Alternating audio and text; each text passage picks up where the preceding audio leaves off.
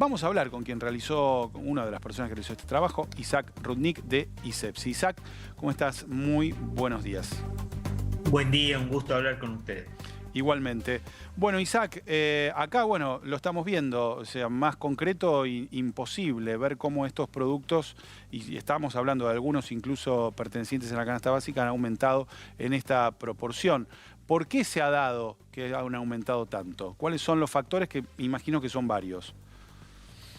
Sí, primero, bueno, el valor del conjunto de la canasta básica, que Sí, son 57 productos, este relevamiento corresponde a los negocios de cercanía. sí. Nosotros relevamos unos 850 negocios en 20 distritos del conurbano, en este caso, nos dio 212% entre 212. diciembre y, y junio pasado. O sea, nos pareció útil hacer esa comparación Claro, en el momento en que cambia la conducción del Ministerio de Economía para, bueno, en este terreno de los aumentos de los alimentos, tener un panorama más o menos aproximado de qué es lo que estamos efectivamente viviendo. Las causas, obviamente hay causas estructurales que vienen empujando la inflación desde hace años y que, bueno, tiene que ver, digamos, la coincidencia entre la canasta básica de alimentos de los argentinos con la canasta básica de exportaciones que tenemos desde el país y que genera una situación en la que permanentemente las variaciones hacia arriba de los precios internacionales de estos productos se trasladan casi mecánicamente al mercado interno. O sea, una de las deudas pendientes de todos los gobiernos que estuvieron en los últimos años en nuestro país es encontrarle la vuelta a cómo generar mecanismos que pudieran, como se dice, como dicen los economistas, desacoplar esta, digamos, situación claro. concreta y particular que tiene nuestro país. Y además, durante el primer semestre de este año, nosotros el año pasado tuvimos una inflación más o menos 52, 55% en general y en particular en los alimentos. Pero este primer semestre ya llevamos el 42% de aumento de los alimentos, con lo cual obviamente la expectativa es que o sea, la realidad es que se aceleró y la expectativa es que sea en el próximo semestre de difícil, se ve difícil la posibilidad de que efectivamente esta aceleración se pueda Claro. aminorar. Bueno, ahí ya influyen otras situaciones que están incidiendo directamente, como algunos elementos de la situación política del gobierno, que, bueno, hay una situación de debilidad por distintas circunstancias y que obviamente en la interlocución ante los formadores de precios, ante la posibilidad de resolver o de encaminar algunas situaciones conflictivas, tiene cada vez más dificultades para efectivamente, digamos, plantarse como un controlador de la situación, como generando mecanismos de protección de las familias argentinas, de los presupuestos de las familias argentinas, por lo menos en el terreno de los alimentos, que es lo más acuciante. Bueno, hay una debilidad manifiesta de parte del Estado, de parte del gobierno, para generar mecanismos que efectivamente puedan controlar este proceso.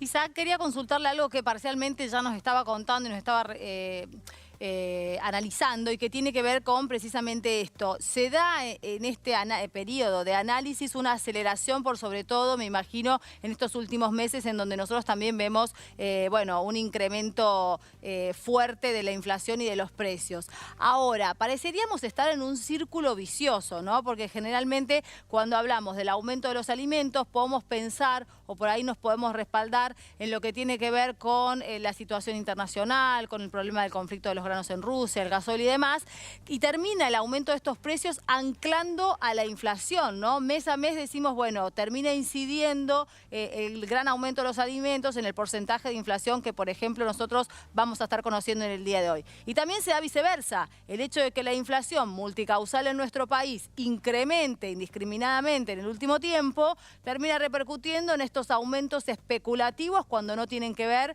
con una situación puntual del rubro. ¿Cómo se corta esa cadena?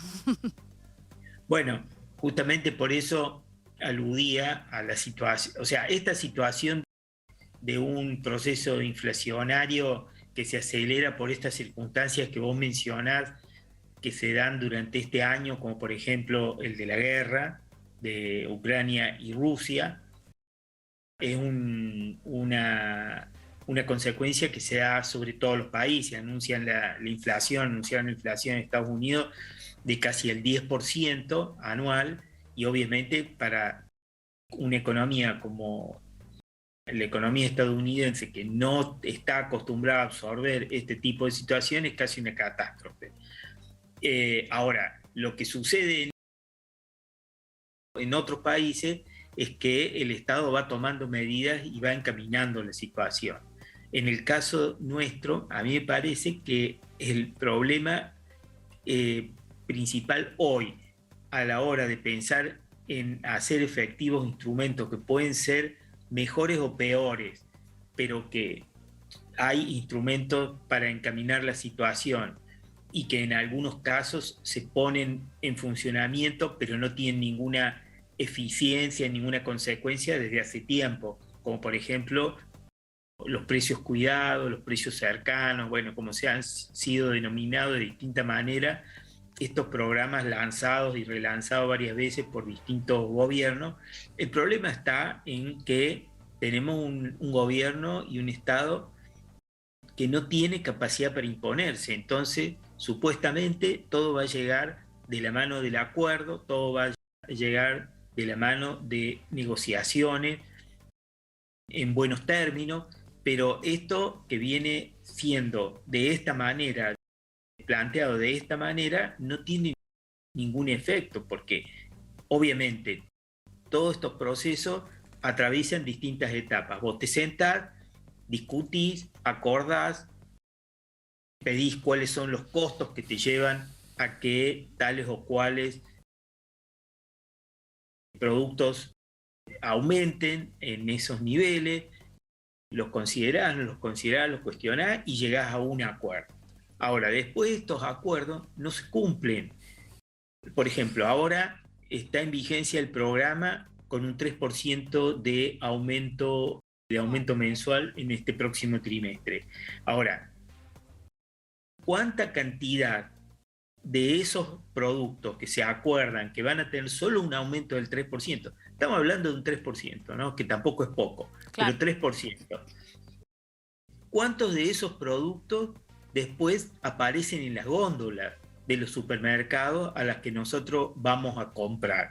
Muy poco, o a veces ninguno, como está sucediendo en las últimas semanas. En los negocios de cercanía de los barrios, esos productos no han estado ni están, nunca estuvieron, nunca llegaron los programas de precios cuidados a los comercios de cercanía. A los comercios de cercanía. Exacto. De los barrios. Claro. Entonces, el acuerdo, y esto por ejemplo tiene una causa de que los negocios mayoristas, las cadenas mayoristas en las que se abastecen estos pequeños comercios, nunca forman parte de los acuerdos, con lo cual no hay posibilidad de generar ningún tipo de control en cómo evolucionan los precios. Claro, que es lo que reclamaban los propios dueños de los comercios de cercanía. No podemos implementar un programa si no nos aseguran que a la hora de reponer ese producto podamos conseguirlo al valor necesario, porque si no, ya de entrada estamos perdiendo plata, ¿no? No, y eso es la descripción perfecta de lo que sucede en la realidad, esto que vos acabás de mencionar. Pero además hay otros mecanismos. Las distribuidoras, por ejemplo, de lácteos, que van directo a los negocios. Las distribuidoras de lácteos no tienen intermediación en los negocios mayoristas. Van con el camioncito y descargan directamente en cada negocio. Bueno, vos te encontrás que en el supermercado la leche la conseguís más barata que el precio que la distribuidora le descarga al almacén, al pequeño negocio del barrio. Entonces, para el supermercado, para las grandes cadenas de supermercado, obviamente, estas mismas distribuidoras, que son las mismas a las que llegan a los supermercados, impacta con un precio determinado y a los pequeños negocios de barrio van impactando con otros precios. Esos productos que descargan, productos frescos que se descargan cotidianamente, se pagan cash. No hay ninguna financiación sobre eso. Bien. Si vos no pagaste la del día de hoy, jueves, mañana no te descargan la leche, el yogur y todos los productos frescos que ellos distribuyen y que les son esenciales a la hora de tenerlos en su negocio, porque si no, la gente va y compra en otro pequeño negocio de la otra cuadra que sí lo pudo tener. Isaac, entonces, sí. No, queremos, generan estas situaciones injustas, sin duda. digamos. Nos hemos quedado sin tiempo, le agradecemos un montón y seguramente seguiremos charlando porque sabemos que lamentablemente en la Argentina el tema de precios parece eterno. Muchas gracias, muy buen día. No, muchas gracias a ustedes. Muchas gracias. Hasta luego.